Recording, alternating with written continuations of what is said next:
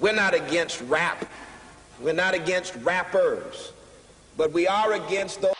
Something big about to happen. I hear the beat tapping. We some fly rhyming felines rapping on the track. Better yet, grab a gat, cause we hot like Enzo. Doors closed, windows up, cause that's the way we like to ride. Windy City hitting. Check mic 1 2 1 2. We live, baby.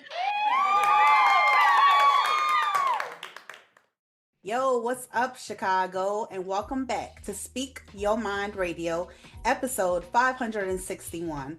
I'm your hostess with the mostest, Queen Star, aka MzHipHop. And today, you guys, we have a very special guest with us from New Haven, Connecticut. He's an MC, a hip-hop creative, and he's here to discuss some of his earlier on music, which we'll get to, and he's also going to talk about his upcoming project, the Outbreak Porch Monkey. So without further ado, bringing up next to the mic, the one and only PA. What's up? What's up? How you doing? I'm doing good, and you? I know that people call you PA, but your name is actually Paranormal Adam, right? Yes. So here on Speak Your Mind Radio, we do a traditional icebreaker question for all the artists. So I would like to ask you, how did you get the name Paranormal Adam? Well, I got it from like a MC that I was rapping with, one of my friends named Congo. He was in a group that I was in earlier called the Coalition. It was like 9 of us. It was somewhat like set up like the Wu-Tang a little bit. So it was like 9 MCs. And like the first or second time he heard me rapping, like we all came together as a collective. Some of us didn't know each other like that. And when he just heard me rhyming for the first time, we just got on the track together. And he was like, yo, you just rap like paranormal activity style stuff. So, I was just going real fast and stuff. And it kind of stuck, so. And that was like, I would call my second breath in rhyming. So I was rapping before that, and they're a little younger than me. And then they decided to start their group, and they just asked me to come along. So I started rapping with them, and we became the Coalition. The Coalition, that sounds so dope to me. Are you guys still active group?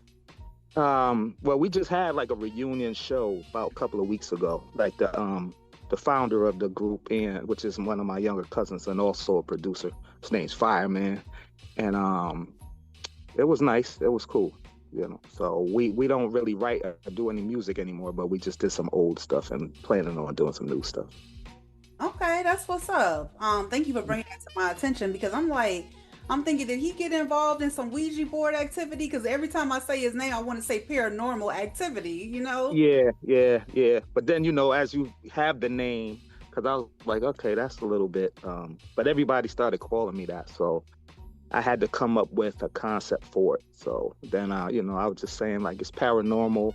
You're thinking of spirits and stuff. So, and I like to talk about, Black power and upliftment. So I'm like, you know what? Let me use my style as a way as I conjure up spirits from, like, our old ancestors and stuff. So that's I just took it to that level. Yeah, that's pretty cool. I love the way you put a positive spin on things. You feel me? Yeah.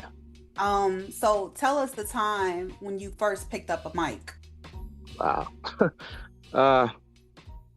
The first time I picked up a mic, I think it was I believe it was in the 7th grade. And my English teacher, he had us write a rap, for the story, So it was, instead of doing a traditional essay, we just had to come up with a rap. So, I was shy and stuff. So I ended up doing a rap with one of my friends. We tried to do like a Run DMC type thing. But, when it was time to do it, my teacher said we had to do it solo. So I was like, I have to do it. And then I was like, okay, this is kind of cool. It wasn't that hard. And that was my favorite, like, academic subject, English anyway. So I just kept doing it. So was it at that time in English class that you realized that you were indeed an MC? No. I just was doing it, because there was other MCs that I knew that were real great at it to me. And I'm older, so I come from kind of towards the beginning of it. So everybody didn't rap back then, so everyone in the class, nobody was an MC, you know what I mean? So you hear MCs and see MCs, so to see Run DMC, you're like, I'll never be on that level or nothing like that. So it was just a class project, but then I just kept doing it at home and feeling more comfortable. That is so cool. I love that story from you.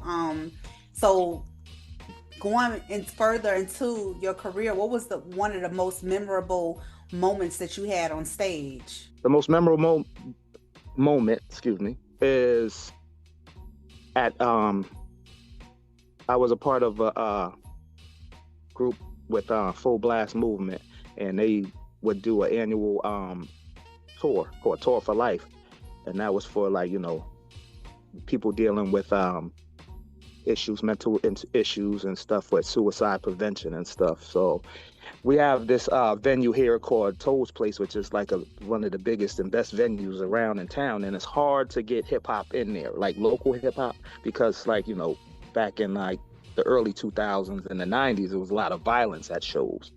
So we did a show, and the headliner was Ghostface Killer. So I always wanted to get on that main stage there, and we did that show about 3 or 4 years ago, and it was like my best show. Everybody was on point. I had my whole crew with me, and that was it as performance.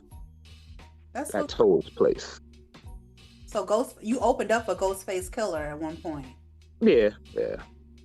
You so humble. No, it's just like when you open, people say you open up for somebody, but they don't even, the artists don't even know you're there most of the time. They come when they come. We're just there. It's good to have a crowd. Like, and you open up for artists like that, you're pretty much guaranteed to have a decent crowd. So that's the most exciting part about it. Definitely. I want to get into your 2006 project, The Black Plague. Tell us the concept behind the title's name, The Black Plague.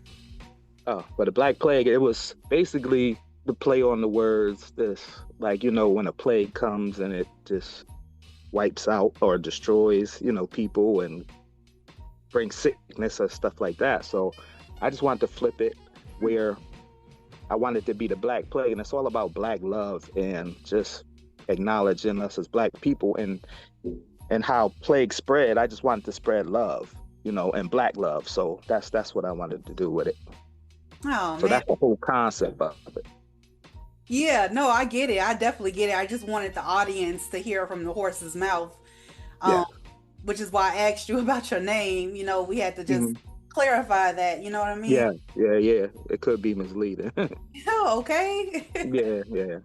But I wanted to talk to you about the very first track on The Black Plague called The Outbreak. Now, you just talked about the concept of the album, and this sets the tone for the rest of the tracks.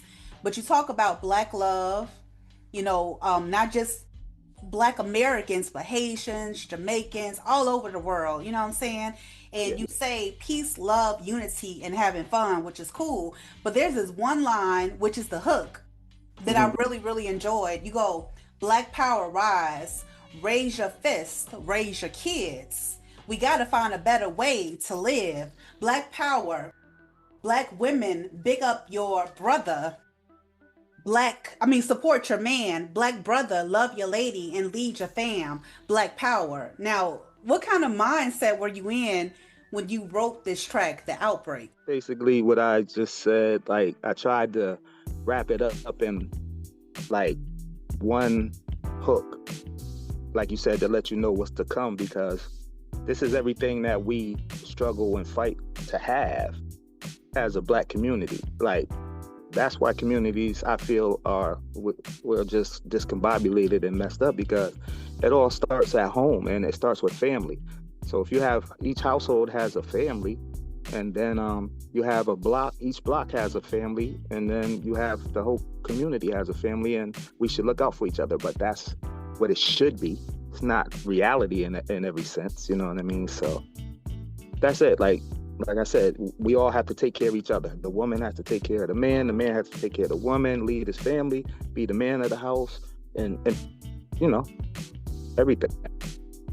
True. And I definitely agree with that. It's a chain reaction. But bro, PA, I gotta tell you, your rap skills are deadly on the track Black Brilliance. You know, and I'm gonna repeat some of what you said because I need the audience to hear this, but you say, the only MC out here ill enough to speak a native tongue and have oral sex with your ear, leaving listeners in ecstasy, moaning, oh yeah, boggle your brain, stimulates the whole left hemisphere. I make your brain matter, splatter after egg and milk, dip your brain in the cake batter, delete data from your memory bank, and it just goes on and on and on. So I want to ask you, PA, when you're developing your rhyme scheme, like what do you start off with first, like the words, the beat, or the overall concept?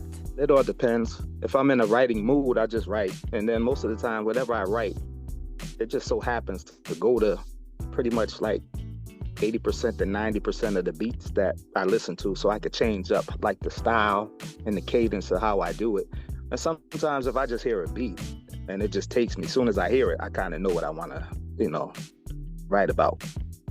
Definitely. And this is not premeditated, but I would like to know if you would feel comfortable enough just, doing a freestyle.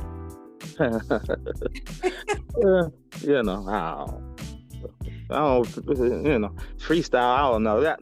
I don't feel comfortable with it. It's, and the thing about it is, I get it because you're a Black woman and everything, but it just feels like when people ask you to freestyle, I feel like it's like a monkey in a cage type thing. Like, yeah. Let me just watch you work where you can. There's music to listen to, and I just like to talk about the music and the culture, you know what I mean? So I'm glad that you're a Black woman. I don't think you'd take offense to it. But if you were like a Caucasian interviewer, it'll feel more awkward. You know what I mean? Yeah, I definitely know what you mean about being put on the spot like that. I get it. I understand. It's just that, listening to your music. Yeah. It's just, I don't know, it's very profound to me, like the way you flip things. And we already talked about that, but I don't know, it's godly to me. You know what I'm saying? No, that's what I feel. So I appreciate you saying that, because some stuff I just be like, yo, it's God sent just for him to have the thoughts come to my mind. You know what I mean? I'd be like, wow, how did this, you just be grateful. I'm grateful. Yeah. Like you said, I'm grateful and I'm humble about it. It's just like, I love it. Definitely. And I love listening to other people's music too. So I get it. Let's keep talking about your tracks. Let's get into your upcoming project, the Outbreak Porch Monkey. But first, bro, tell us the concept behind that name, the Outbreak Porch Monkey. I gotta know.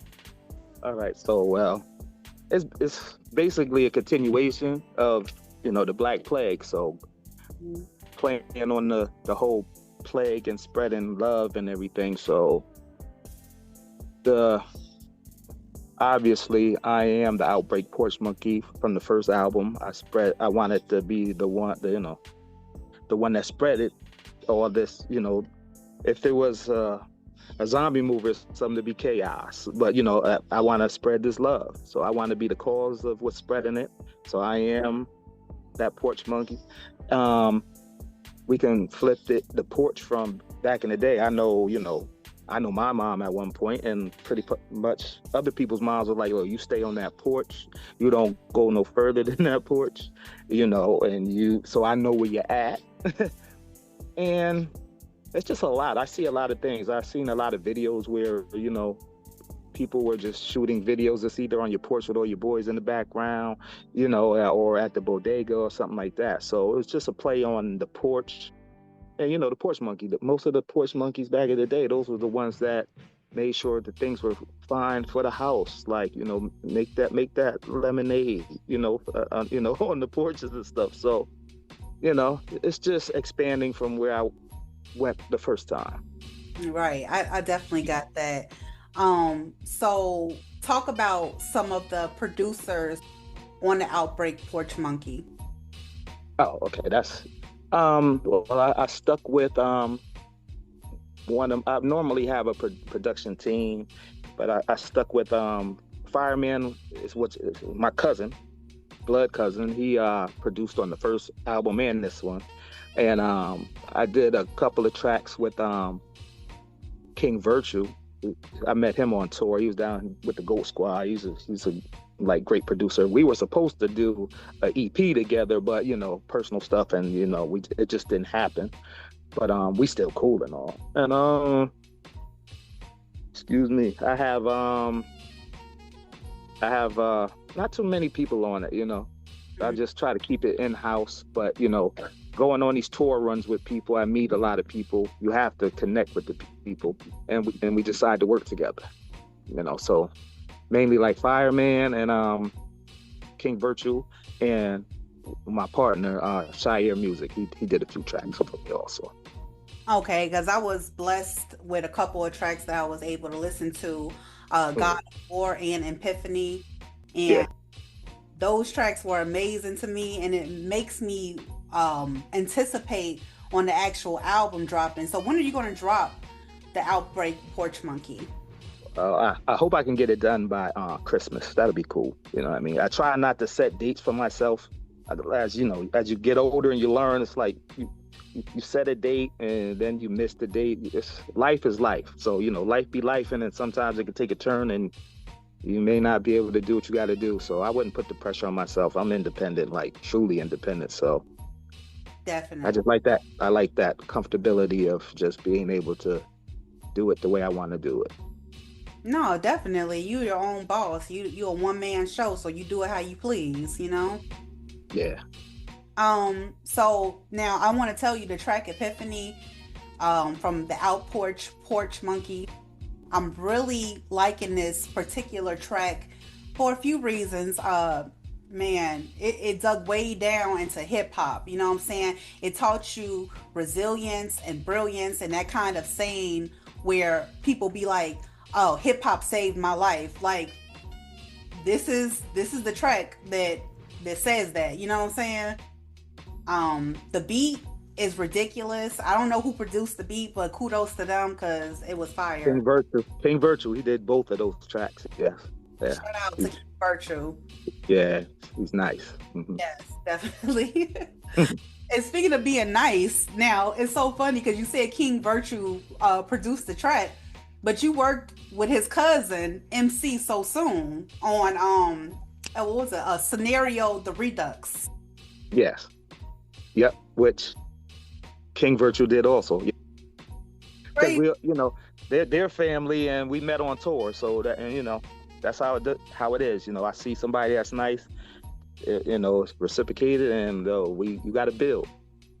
Yeah, definitely. But like I'm saying though, that song Scenario Redux, that was hardcore hip hop too. It reminded me like it was pulling back from the 80s. You know what I'm saying? Yeah. That's the kind of feeling it gave to me. And I think that, if y'all have an opportunity, that is, to make a visual out of that song, because it's dope. That's all I can say. Yeah, that would be incredible. Yeah. Yeah. Mm-hmm. Okay. So PA, now tell me about your upcoming endeavors in music. Now we know that you got the project coming out in probably December, we're thinking, right? Yeah. But what do you got going on before December? Like what you got lined up? Well, I had a few setbacks, a little personal stuff. So now I'm just starting now I'm a touring artist. Like, I'll make the music. I'm serious about the music, and for some reason I just feel I appreciate the fact that you listen to the songs and you quoted songs. So that's what makes me feel great. Like that's like a Grammy to me, like just to have a person appreciate what I'm doing. So I'm a touring artist, so I like to be on the road and get to know new people. So I booked some shows. So I have a couple of shows coming up. I have a show in New Hampshire coming up, and I'm bringing like my whole crew out, and that's it's called Rap Night. They do it on Sunday nights, and DJ Myth I met him on tour. He runs it. He's an awesome DJ also. So that's coming up in September 21st. And then I have, I've been invited to a rock and rap festival in Atlantic City, New Jersey, by the Hip Hop Foundation that's based in Philadelphia, which we did some shows there. So that's what I like to get out, network, make these connections so I can tour on my own. Definitely. So those are two major shows I have coming up right now. Okay, that sounds fun. Actually, I wish I was like near the area to show up and watch you perform, because I know it's gonna be some heat on that stage. Yeah. Yeah. It's gonna be some. You don't have shows or things going on out that way? We trying to get out there to the Midwest. We trying to expand. We already went to the West Coast. We trying to get in the middle now. Right. Yeah. I'll keep an eye open. Please, you have anything, let me know. We'll make the trip. Yeah. Okay, cool.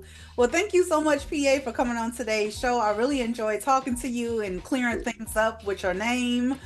Yeah. Thank you. You're welcome. And thank you again for tuning in, everybody, watching this interview. Thank you so much for holding it down, for Speaking My Radio for 6 years. We love you. And take care, Chicago. Peace out. Peace.